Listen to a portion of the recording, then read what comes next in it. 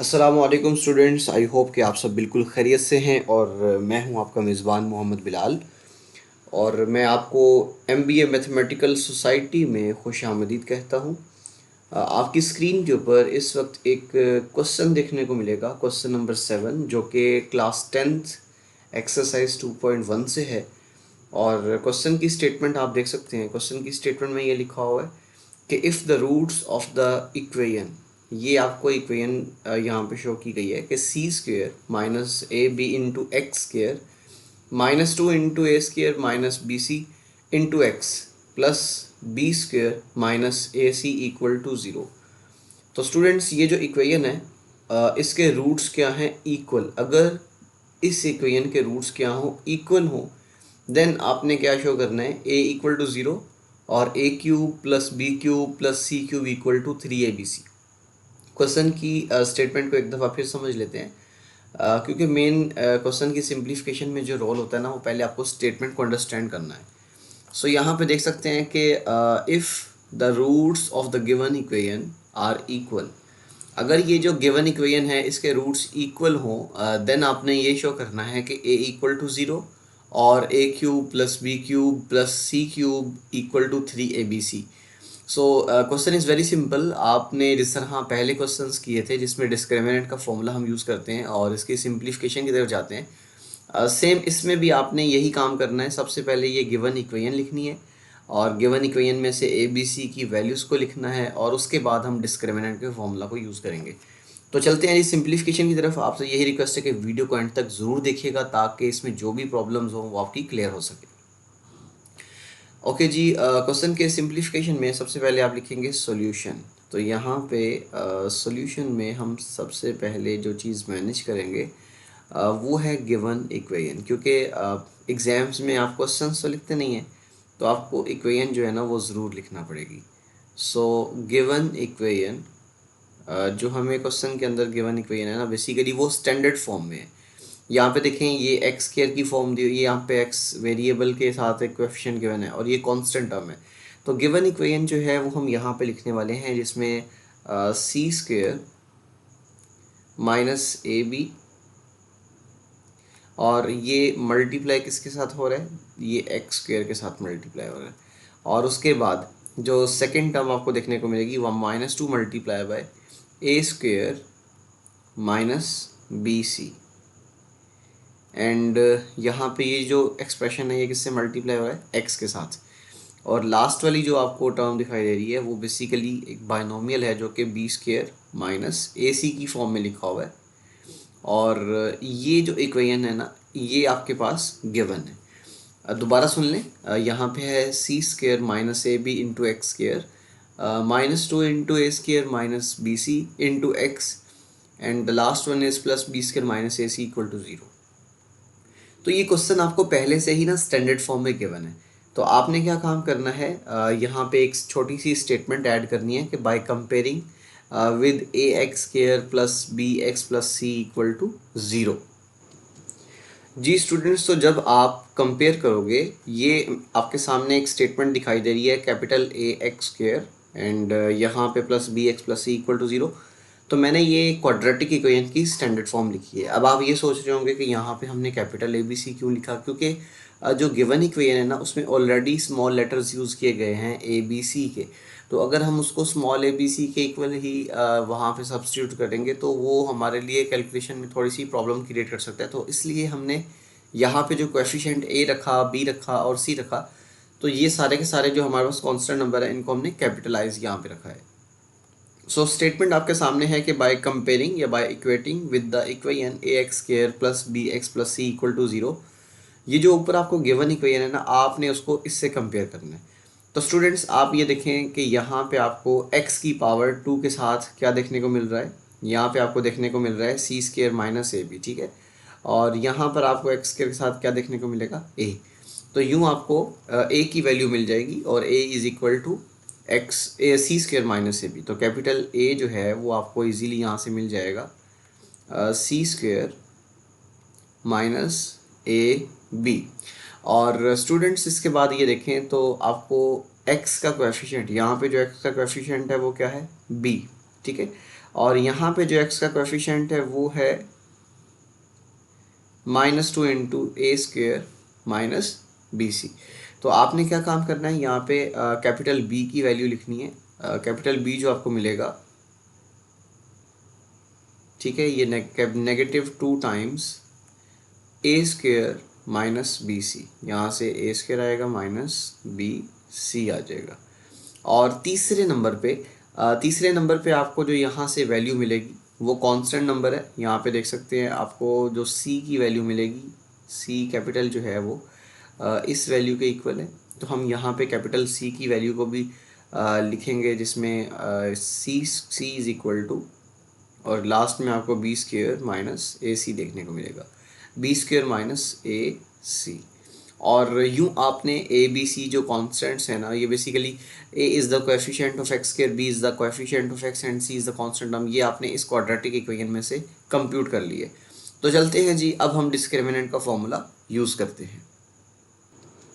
हम जानते हैं कि जो डिस्क्रिमिनेंट है वो बी स्क्वेयर माइनस 4ac के इक्वल होता है। तो स्टूडेंट्स हम क्या काम करेंगे, यहाँ पे डिस्क्रिमिनेंट का फॉर्मूला लगाएंगे। As we know that discriminant equal to B square minus 4ac। So यहाँ पे हम लिखेंगे as discriminant is equals to B square minus 4ac। चूँकि मैंने ऊपर कैपिटल लेटर्स यहाँ पे यूज़ किए हैं, तो मुझे डिस्क्रिमिनेंट के अंदर भी कैपिटल लेटर्स को ही लिखना पड़ेगा। तो स्टूडेंट्स अब मेन काम ये है कि जहाँ आपको b मिलेगा वहाँ पे b की वैल्यू रिप्लेस करें, जहाँ आपको a मिलेगा वहाँ पे a की वैल्यू पुट करें, और जहाँ आपको c मिलेगा वहाँ पे c रिप्लेस करना है। So now by putting the values, आप जब इसमें वैल्यूज़ पुट करेंगे तो ये आपको एक्सप्रेशन कुछ ऐसा देखने को मिलेगा। जब आप इसमें ए बी सी की वैल्यूज़ को रिप्लेस करेंगे तो आपको ये एक्सप्रेशन कुछ ऐसा देखने को मिलेगा। देखिए अभी b की जगह पे आपने ये b की वैल्यू रिप्लेस की, तो वो बन जाएगा -2 into A square minus B C whole square, और फिर ये नेगेटिव साइन यहाँ पे एज इट इज़ आ जाएगा। 4 जो है वो आपको एज इट इज़ दिखाई दे रहा है। अब ये जो आपको A8 यहाँ पे लेटर न दिखाई दे रहा है, तो a की वैल्यू हमने पुट की सी स्क्वेयर माइनस ए बी, तो यहाँ पे सी स्क्वेयर माइनस ए भी आ जाएगा, and the last one is capital C, और c की वैल्यू हमने यहाँ पे सब्सटीट्यूट की है जो कि बी स्क्वेयर माइनस ए सी आ जाएगा। अब हमने क्या काम करना है, पहले तो इनका स्क्वायर, ये दो नंबर्स मल्टीप्लाई हो रहे हैं, एक -2 है और एक यहाँ पे A square minus A B C है, ठीक है। तो इसका तो स्क्वायर ओपन करना है क्योंकि यहाँ पे ऊपर स्क्वायर मेंशन किया हुआ है, और उसके बाद हमें यहाँ पे इन दो ब्रैकेट्स को ओपन करना है। बस बेसिकली ये ब्रैकेट्स जो है ना, ये मल्टीप्लिकेशन को शो कर रही हैं, तो हमें इनको भी मल्टीप्लाई करना है। तो चलते हैं जी, इसकी सिंप्लीफिकेशन में हम सबसे पहले क्या काम करेंगे, ये जो दो नंबर्स आपको दिखाई दे रहे हैं ना, टू टर्म्स, यहाँ पे एक -2 है, एक ये ब्रैकेट के अंदर सेक्शन है, आपने पहले इसकी पावर 2 का मतलब ये है दोनों के ऊपर पावर लिखनी है। स्टूडेंट आप सब लोग एक प्रॉपर्टी के बारे में जानते हैं, मैं यहाँ पे वो लिख देता हूँ, उससे आपको आइडिया हो जाएगा कि अभी हमने क्या काम करना है।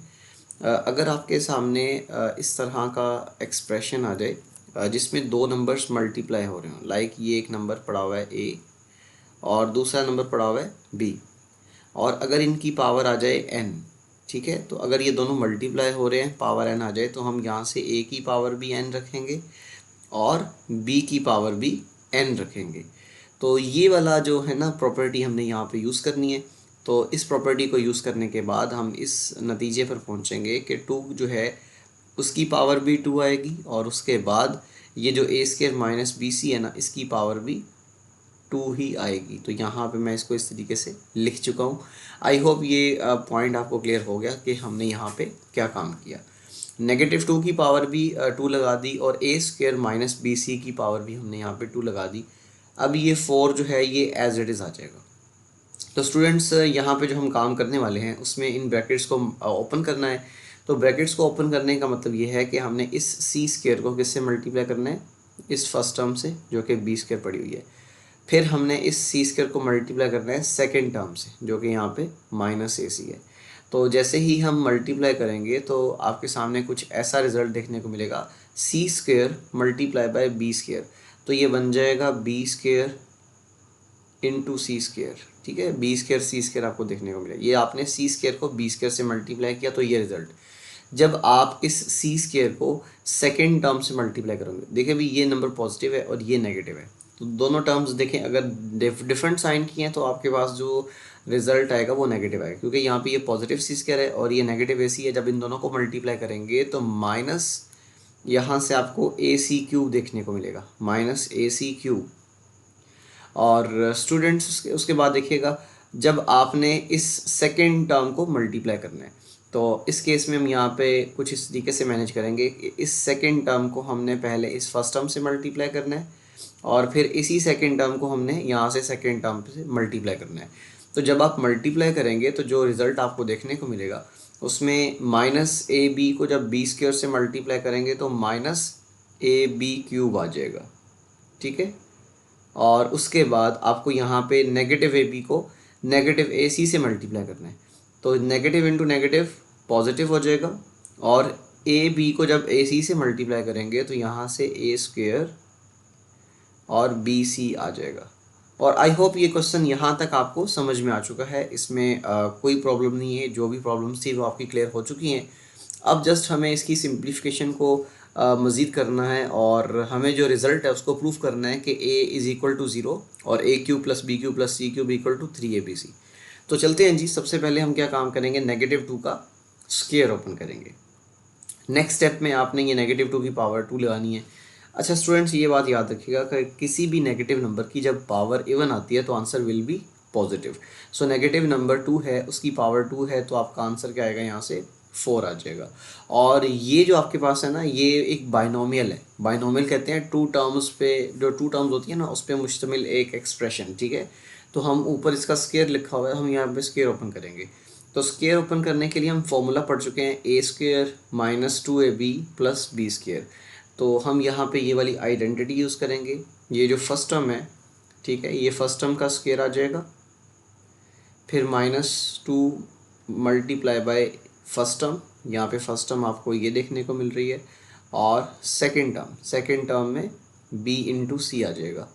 और उसके बाद आपको यहाँ पे एडिशन का साइन लगाना है और सेकेंड टर्म का स्क्वायर, यानी कि यहाँ से आपको बी सी का स्क्वायर देखने को मिलेगा। तो स्टूडेंट्स, हमने क्या काम किया अभी, फिर सिर्फ हमने यहाँ पे ना ये जो एक्सप्रेशन आपको दिखाई दे रहा है ये वाला, हमने इसका स्क्वायर ओपन किया। जब स्क्वायर ओपन किया तो इसकी 3 टर्म्स आपको यहाँ से दिखाई दे रही है। तो चलते हैं जी नेक्स्ट क्वेश्चन में। नेक्स्ट आपने क्या काम करना है, यहाँ पे इन सबको अरेंज कर लेना है, या फिर 4 से मल्टीप्लाई कर देते हैं, क्वेश्चन थोड़ा सा सिंप्लीफाई हो जाएगा। तो स्टूडेंट्स, यहाँ से आपने क्या काम करना है, इसको फर्दर सिंप्लीफाई करना है। तो हम 4 को इन सब से मल्टीप्लाई कर देंगे। जब इस 4 को मल्टीप्लाई करेंगे तो ये बन जाएगा -4b स्क्वायर सी स्क्वायर। और जब इस नेगेटिव को नेगेटिव से मल्टीप्लाई करेंगे, जब आप इस नेगेटिव को इस नेगेटिव से मल्टीप्लाई करेंगे तो ये हो जाएगा पॉजिटिव, और 4 multiply by A C cube, यहाँ से आ जाएगा 4 और ये बन जाएगा ए सी क्यूब। और स्टूडेंट्स, जब आप इस -4 को थर्ड नंबर से मल्टीप्लाई करेंगे तो माइनस माइनस प्लस हो जाएगा और 4ab क्यूब आ जाएगा।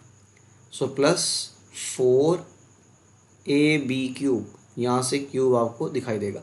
सो अब आपने लास्ट वाली टर्म से मल्टीप्लाई करना है। तो इस -4 को जब आप इससे मल्टीप्लाई करेंगे तो प्लस माइनस माइनस, एंड यहाँ से आपको मिलेगा 4a स्क्वेयर बी सी, यहाँ से आपको a स्क्वेयर b और c देखने को मिलेगा।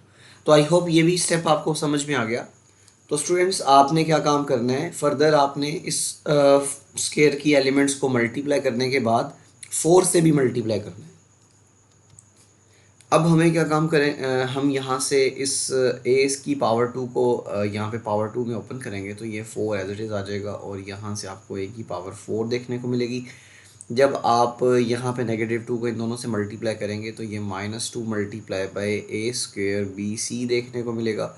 और स्टूडेंट्स, जब आप ये बी सी का स्क्वायर ओपन करोगे तो सेम यही वाली प्रॉपर्टी लगेगी कि अगर दो नंबर्स की पावर n आ रही है तो दोनों के ऊपर सेपरेटली लिखी जाएगी।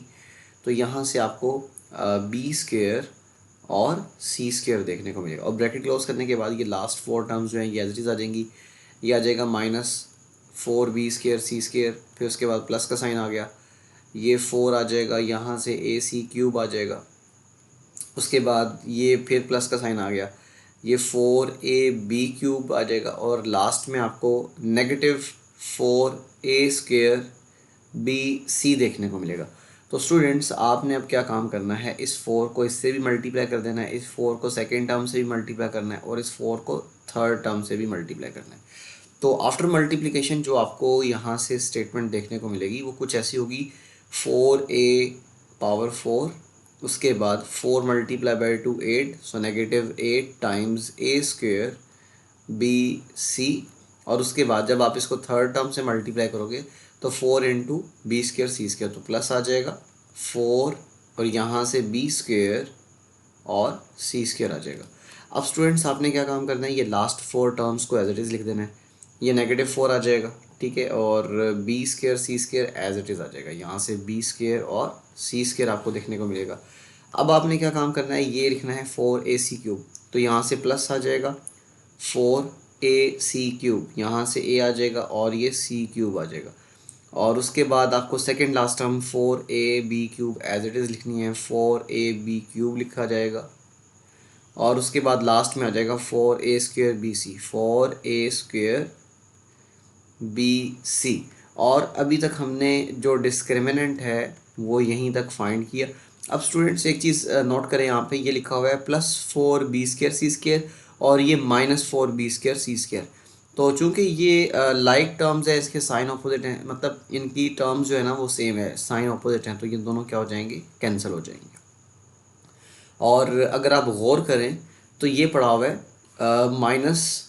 -8a² bc, ये -8a² bc है, और ये -4a², ये देख सकते हैं आप लोग, ये -8a² bc वाली टर्म पड़ी हुई है और ये -4a² bc, इनके वेरिएबल सेम है।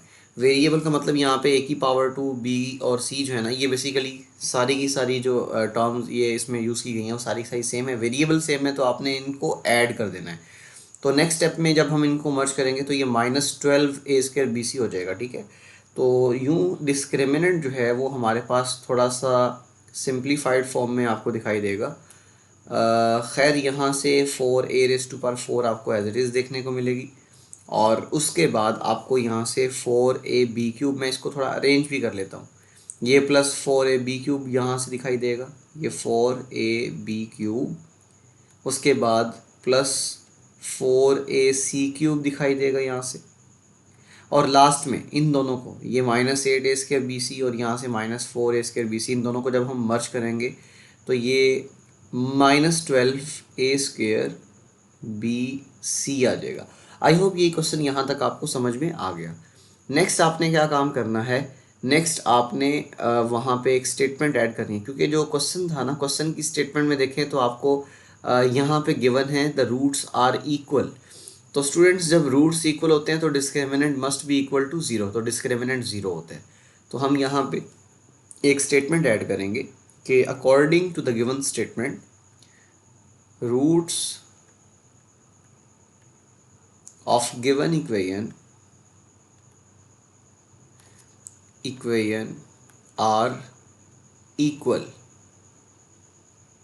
अगर रूट्स इक्वल हैं, ठीक है, तो यहाँ से आप लिखोगे सो डिस्क्रिमिनेंट जो है वो must be equal to 0, so discriminant equal to 0। तो स्टूडेंट्स आपने जो डिस्क्रिमिनेंट यहाँ पे लिखा ना ऊपर 4a⁴, ये जो 4 आपने लिखा a⁴4ab³ लिखा, ये सारा जो डिस्क्रिमिनेंट है ये बेसिकली 0 के इक्वल आ जाएगा, और इससे फिर हम वो कंडीशन को फाइंड इजीली कर सकेंगे।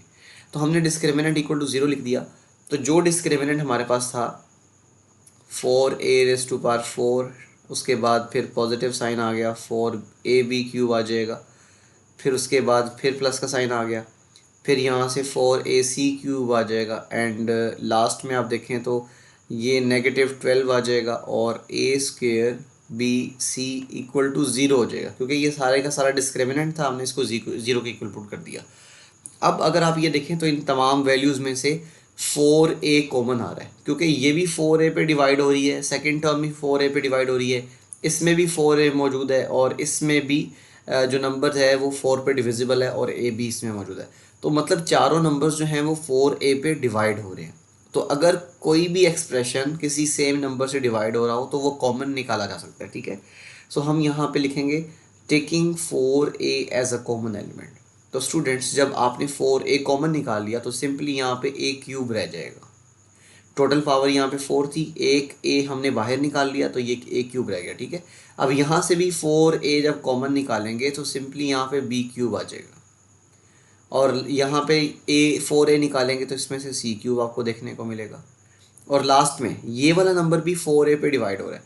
जब 12 को 4 पे डिवाइड करेंगे तो यहाँ से 3 आएगा, और a की पावर 2 है, इसमें से एक a हमने कॉमन निकाल लिया तो एक रह जाएगा, और ये b c जो है ये लास्ट में आपको एज इट इज़ दिखाई देंगे, और इक्वलिटी के बाद 0। अब स्टूडेंट्स आप ये देखो, ये दोनों एक्सप्रेशंस मल्टीप्लाई हो रहे हैं। यहाँ से 4a जो है वो मल्टीप्लाई किससे हो रहा है, a cube plus b cube plus c cube minus 3abc से। So we can write this expression in two possibilities. So either we can write, हम इसको दो पॉसिबिलिटीज़ में लिखेंगे। So either we can write 4a equal to 0, and the second expression becomes a cube plus b cube plus c cube and minus 3abc equals to 0। हमने क्या काम किया, इस 4a को भी 0 के इक्वल पुट कर दिया, और ये जिस तरह हम प्रीवियस एक्सरसाइजेज में करते थे 1.1 में, 1.2 में और 1.3 में, कि जो भी हम रूट्स निकालते थे उसके अकॉर्डिंगली हम उन एक्सप्रेशंस को 0 पुट करते थे। तो स्टूडेंट्स यहाँ से 4a को भी हमने 0 पुट किया, और ये जो ब्रैकेट के अंदर आपको एक्सप्रेशन दिखाई दे रहा है इसको भी हमने 0 पुट कर दिया। अब यहाँ से हम देखें तो 4 जो है वो लेफ़्ट हैंड साइड पे मल्टीप्लाई हो रहा है, और हम क्या काम करेंगे, दोनों तरफ डिवाइड कर देंगे 4 से। सो डिवाइडिंग बाय 4, आपने क्या काम करना है, डिवाइडिंग बाय 4 कर देना है ऑन बोथ साइड्स। तो जैसे ही आप 4 से डिवाइड करोगे तो ये एक्सप्रेशन कुछ ऐसे आ जाएगा, 4a डिवाइडेड बाय 4 और यहाँ से 0 डिवाइडेड बाय 4।